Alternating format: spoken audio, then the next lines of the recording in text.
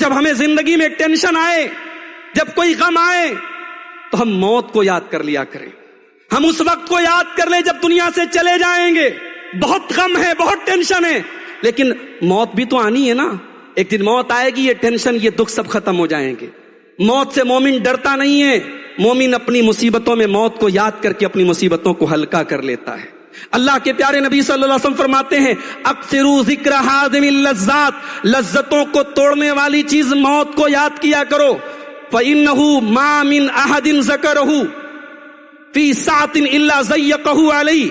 موت ایک ایسی چیز ہے جب آپ خوشی کے لمحات میں یاد کریں گے، جب آپ کے اوپر بہت ساری نعمتیں ہیں، کشادگی، اس وقت یاد کریں گے تو موت آپ کو بہکنے نہیں دے گی. موت آپ کی اوقات آپ کو یاد دلائے گی. اور جب آپ تنگی اور پریشانی میں موت کو یاد کریں گے، موت آپ کے لیے آسانی لے آئے گی. آپ کو لگے گا چلو یار ایک دن مر جائیں گے، یہ غم ختم ہو جائیں گے. موت کا احساس ایک مومن کی تکلیفوں کے احساس کو کم کر دیتا ہے.